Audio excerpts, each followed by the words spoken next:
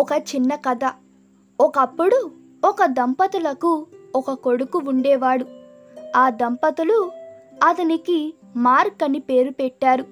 ఆ దంపతులు సంతోషించి తమ కుమారుణ్ణి జీవితంలోని అసౌకర్యాన్ని అనుభవించకుండా హాయిగా పెంచారు. కొడుకు పెళ్లి చేసి భార్యను ఇంటికి తీసుకొచ్చాడు.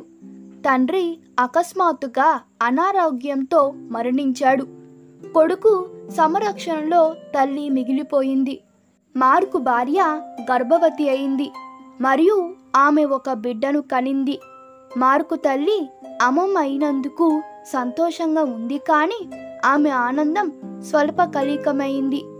మార్క్ తన కుటుంబంతో సహా విదేశాలకు వెళ్ళాలని కోరుకున్నాడు మరియు అతని తల్లిని ఏమి చేయాలో అర్థం కాలేదు. తల్లిని వృద్ధాశ్రమానికి పంపాలని మార్కు భార్య అతనికి ఆలోచన ఇచ్చింది. వృద్ధురాలిని వృద్ధాశ్రమానికి తరలించి అక్కడ జీవితాంతం గడిపారు.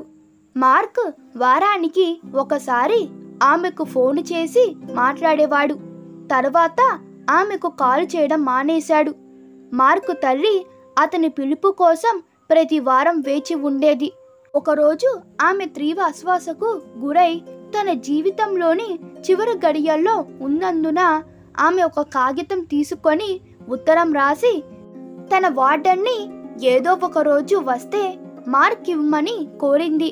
ఒకరోజు మార్క్ తన తల్లి శాశ్వత జీవితానికి వెళ్ళిపోవడం కోసం విదేశాల నుండి ఇంటికి వచ్చాడు.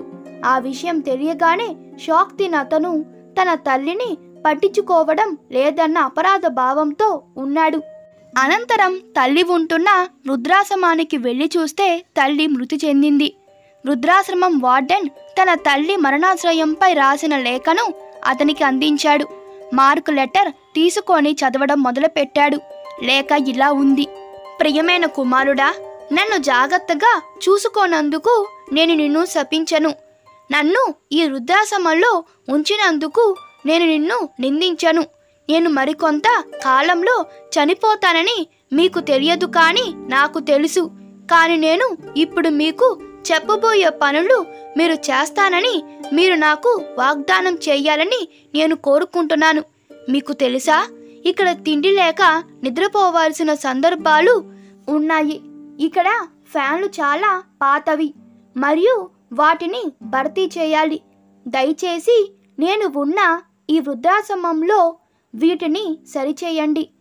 చనిపోబోతున్న ఈ వృద్ధురాలు ఈ విషయాలన్నీ ఎందుకు చెబుతుందో అని మీరు అబ్బురపడవచ్చు. కొడుకు, ఈరోజు నేను శాశ్వతంగా వెళ్ళిపోతున్నాను, కానీ మీ అబ్బాయి మిమ్మల్ని ఏదో ఒక రోజు ఈ వృద్ధాశ్రమానికి పంపవచ్చు మరియు మీరు వచ్చినప్పుడు మీకు అసౌకర్యం కలగకూడదు. మీ ప్రేమ గల అమ్మ. కథ యొక్క నీతి: ఒక తల్లి తన బిడ్డను ఎప్పుడూ ప్రేమిస్తుంది, కాబట్టి ఆమెను జాగ్రత్తగా చూసుకోండి. ఈ కథ మీకు నచ్చినట్లయితే మీ అభిప్రాయాలు కామెంట్లో తెలపండి. Please like, share and subscribe to my channel. Thank you.